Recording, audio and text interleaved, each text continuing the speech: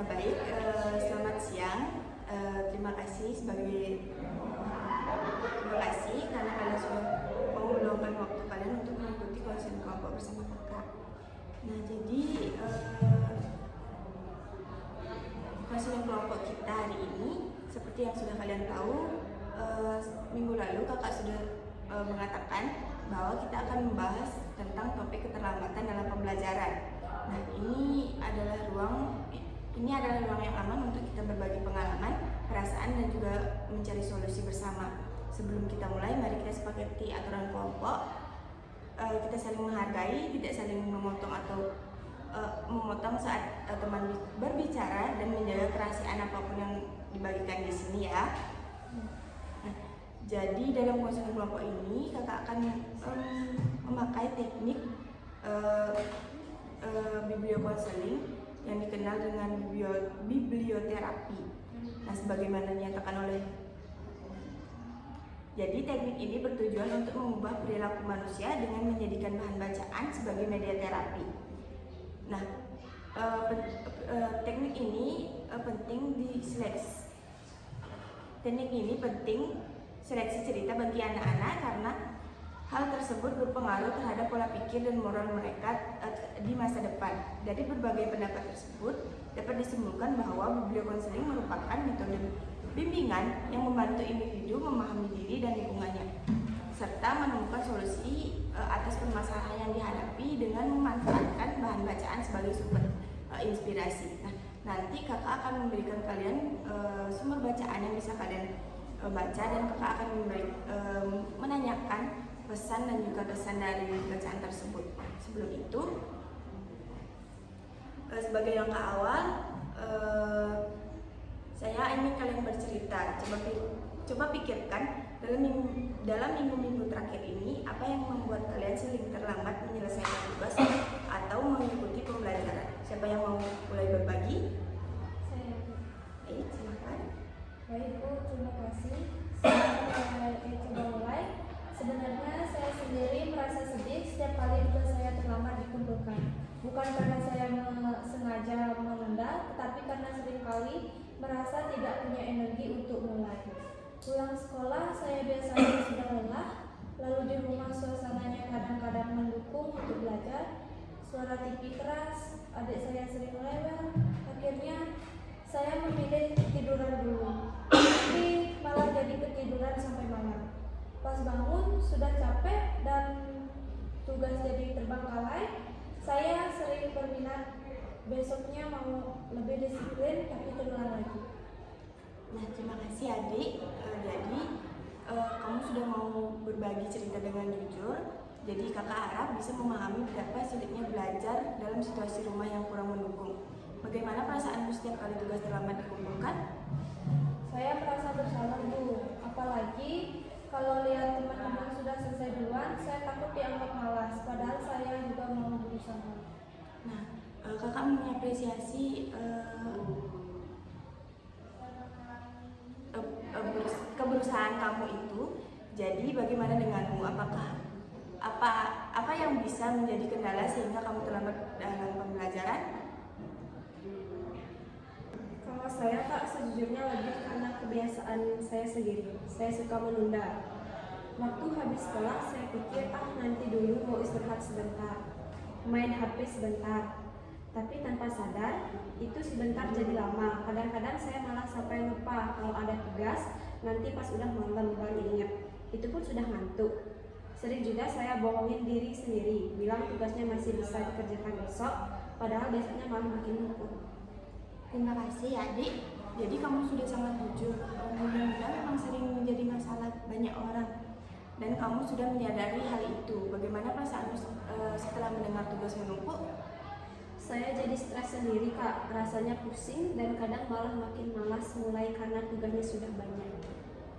Baik, kakak mengerti dengan hal itu. Sekarang adiknya bagaimana dengannya?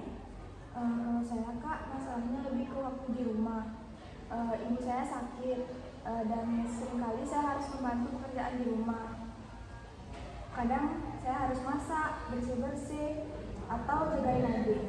Kalau sudah selesai semua, saya sudah merasa sangat capek. Kadang baru mulai pegang buku di malam hari, tapi saya sudah merasa ngantuk. Saya tahu sekolah penting, tapi saya juga nggak tega kalau nggak bantuin kerjaan rumah. Baik, kakak mengerti. Kakak sangat menghargai tanggung jawabmu pada keluarga. Jadi kakak harap kamu bisa punya niat baik. Jadi kakak berharap bisa melihat kamu punya niat baik. Hanya situasi yang membuatmu kewalahan. Bagaimana perasaanmu kalau tugasmu tidak selesai tepat waktu? Tentunya saya merasa sedih karena saya merasa seperti gagal jadi anak yang baik di sekolah, tapi juga nggak bisa lepasin tanggung jawab di rumah. Baik, terima kasih. Saya bangga pada kalian semua karena sudah mau jujur dan terbuka. Dari cerita kalian, kita bisa lihat ada beberapa penyebab keterlambatan, seperti kelelahan, suasana rumah, kebiasaan menunda, sampai tanggung jawab di keluarga.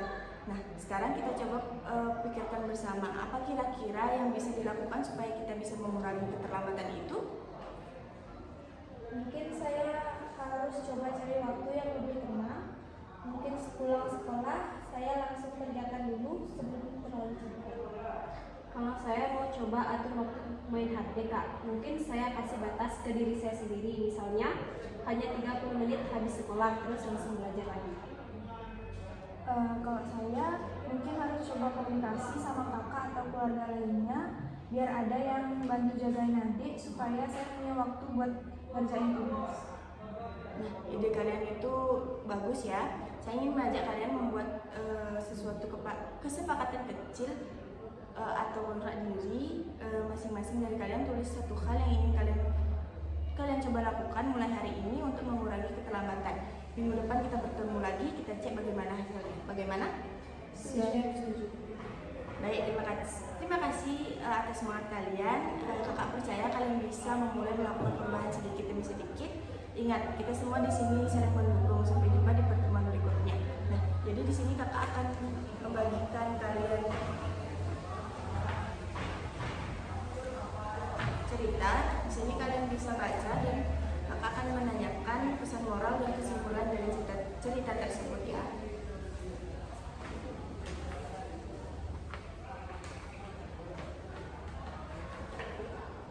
Nanti bacanya satu orang aja, kan di bawahnya.